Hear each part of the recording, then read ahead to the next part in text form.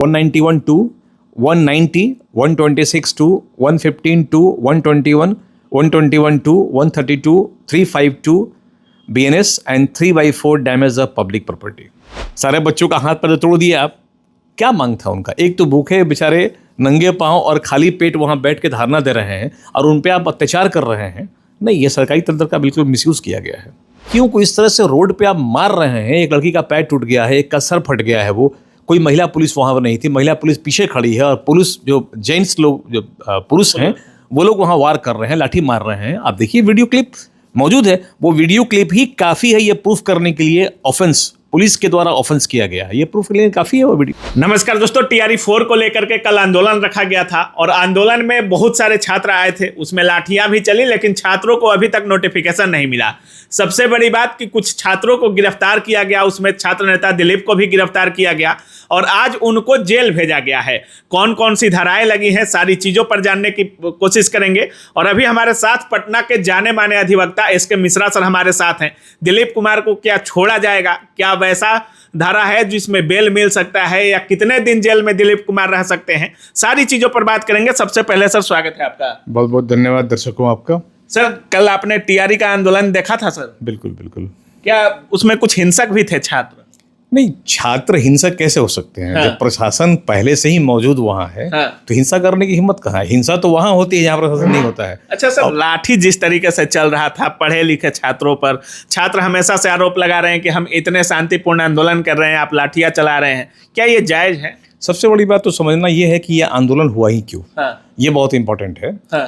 आंदोलन क्यों हुआ, बच्चों का डिमांड क्या था, हाँ। और एग्रेशन क्यों था, और ये हल्ला गुल्ला क्यों चल रहा था। हाँ। तो ये समझ लीजिए, ये TRE 4 की एग्जामिनेशन ली जा रही है। इसके पहले TRE 1, 2, 3 की परीक्षाएं हुई। हाँ। डायरेक्टली एंट्रेंस हुआ, बच्चों को मिला अपॉइंटमेंट लेटर। बिल्कुल। TRE 3 में हमने हाईकोर्ट से कम 138 लोग को नौकरी दिलवाई। 138 लोग? जी, जहां कोर्ट ने ये कहा कि 15 दिन के अंदर इन लोग को लेटर ऑफ अपॉइंटमेंट दिया जाए, ज्वाइनिंग लेटर। ज्वाइन लेटर दिया जाए। सब बच्चे ज्वाइन कर लिए 138 हाँ। TRE 3 के लिए।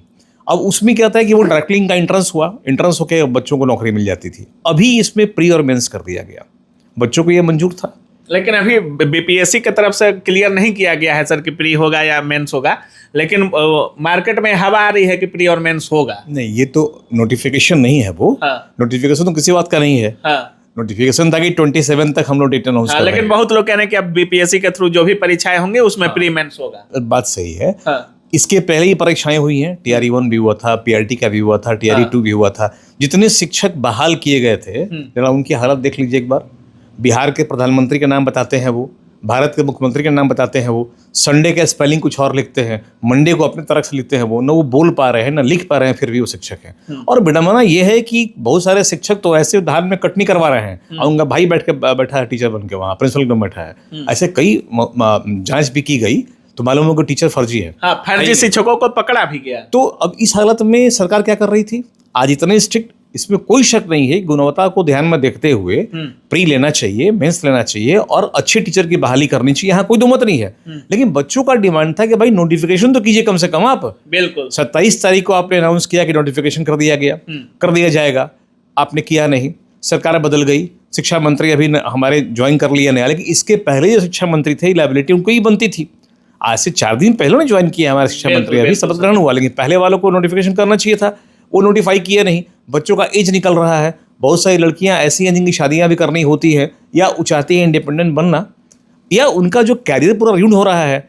अब वो अपनी मांग को लेके, मांग क्या था उनका? मांग यही था कि नोटिफिकेशन कीजिए हमारा और एक डेट पब्लिश कीजिए, एग्जामिनेशन लीजिए हम लोग का टाइम पर। ये उनका डिमांड था। क्या गलत डिमांड था उनका? आपकी जो मर्जी आप कर रहे हैं। बताइए, बिहार में एजुकेशन की जो हालत कर दी गई है अभी, आप जरा सा हमारे शीर्ष नेताओं का क्वालिफिकेशन देख लीजिए एक बार, कितने क्वालिफाइड लोग हैं। अभी शपथ ग्रहण में बहुत सारे ऐसे MLA थे जो पढ़ नहीं पा रहे थे, शपथ पत्र पढ़ नहीं पा रहे थे, वो उल्टा पलटा क्या बोल रहे हैं वो। तो उस माने हमारा जब शिक्षा मंत्री ही हमारा ऐसा रहेगा, या हमारा विधायक और पूरा असेंबली इस तरह का रहेगा, वहाँ किस तरह के न्याय की बात करते हैं बच्चों के साथ? बच्चे शांतिपूर्ण, लगभग 25 से 30 हज़ार बच्चे पटना में जमा हुए थे अपने मांग को लिए। तो इस सैलाब को देखते हुए भी आश्वासन दिया जा सकता था, माइक से अनाउंस करा दिए होते आप कि भाई ठीक है, आप लोग जाइए, हम लोग नोटिफिकेशन करते हैं। या डीएम की तरफ से कुछ आदेश आ गया होता, लेकिन सीधा आप महिलाओं का सर तोड़ देना, पैर तोड़ देना, लड़कियों का हाथ गोड़ तोड़ दे रहे हैं आप, मार के ऊपर लाठीचार्ज करवा दे रहे हैं आप। बच्चे तो उग्र थे नहीं वो। और हमारे इस लोकतंत्र में अपनी बात रखने की पूरी आज़ादी है, आंदोलन करने का भी हक, बिल्कुल आज़ादी है, धरना देने का हक, शांतिपूर्ण ढंग से आप आंदोलन कर सकते हैं, हाँ। धरना भी दे सकते हैं, यहाँ कोई मनाही नहीं है। अच्छा। हमारा संविधान ये परमिट करता है हमको। तो बच्चे कोई उग्र नहीं थे, कोई तोड़फाड़ नहीं कहीं की गई थी, अगर हुई थी तो दिखा दे कोई भी। कल छात्र नेता को अरेस्ट किया गया सर, और हर आंदोलन में देखा जाता है कि कुछ देर के लिए अरेस्ट किया गया, जैसे ही आंदोलन समाप्त होता है थाने में ले जाकर बैठाते हैं, उनको लोग डिटेन करते हैं, लेकिन शाम में छोड़ दिया जाता है। कल जब छात्र नेता और उनके कुछ साथी अरेस्ट हुए तो आज उनको गांधी मैदान थाना से जेल भेज दिया गया। क्या देख रहे हैं सर? और जो केस हुआ है आपके पास तो उसका भी है, कौन कौन सी धाराएं लगी हैं, तो इसमें क्या हो सकता है? क्या छात्र नेता को ज़्यादा दिन जेल में रहना पड़ेगा? क्या क्या दिक्कतें हो सकती हैं? देखिए, एक चीज़ समझिए, ये बड़ा हास्यास्पद बात है। अगर वो दिलीप कुमार अरेस्ट हुआ है, हाँ। तो उसका दो भविष्य है। हाँ। एक तो अगला एमएलसी बन जाएगा, या हाँ। एमएलए बन जाएगा, टिकट मिल जाएगा उसको। हाँ। तो उसको भीड़ से बाहर निकाल लिया गया और किसी न किसी पार्टी से टिकट मिलेगा और नेता बन जाएगा वो। और अगर नहीं बन पाया तो हार्डली 10 दिन 15 दिन, कहे कि 3/4 लगाया गया है डैमेज ऑफ प्रॉपर्टी एक्ट का, सरकारी संपत्ति को आपने हानि पहुंचाया है, बाकी सारे सेक्शन बेलेबल लगा दिए। कौन कौन सा सेक्शन लगा है सर? 141, 142, 149, 143 देखना पड़ेगा हमको, क्योंकि कम से कम 12-13 सेक्शन लगाया गया है। 12-13 सेक्शन है सर, एक बार देख लीजिए फोन में।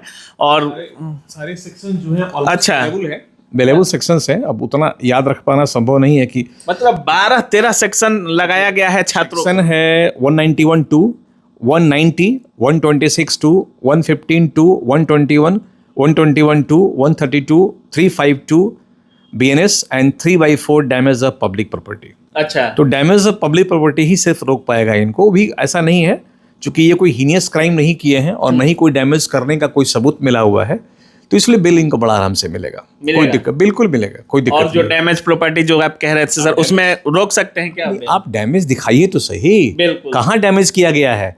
आपने एक्ट तो लगा दिया। हाँ। अब अभी जस्ट 1 घंटा पहले एक महिला का केस मेरे पास आया था। हाँ। 50 साल की महिला ने 20 साल के बच्चे पर आरोप लगाया बलात्कार का। अच्छा। और वो घटना सिर्फ इतनी सी थी कि गली का विवाद था, वो बच्चा बाहर पढ़ता है, वो आके और चाची को समझाने गया था। हाँ। और चाची लेके बलात्कार केस कर दी और पुलिस ने 376 को रजिस्टर कर लिया और पूरे एफआईआर में कहीं इंग्रेडिएंट 376 का बलात्कार का आया ही नहीं है, सिर्फ आया है मारपीट करने का, लेकिन पुलिस लगा दिया 376।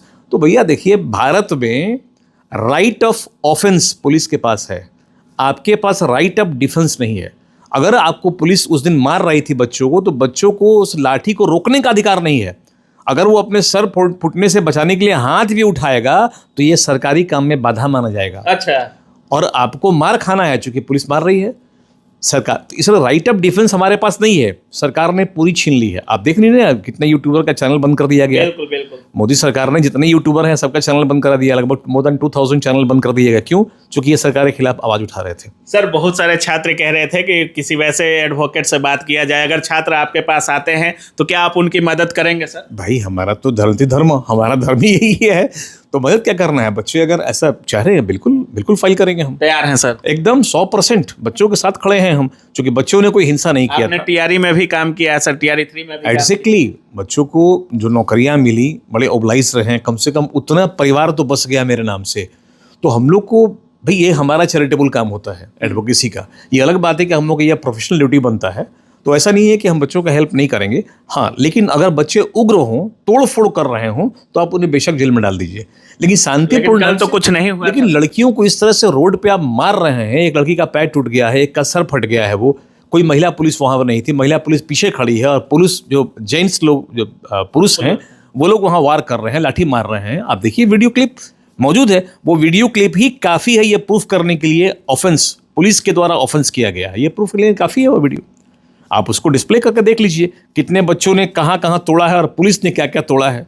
सारे बच्चों का हाथ पैर तोड़ दिया। आप क्या मांग था उनका? एक तो भूखे बेचारे नंगे पाँव और खाली पेट वहाँ बैठ के धारणा दे रहे हैं और उन पर आप अत्याचार कर रहे हैं।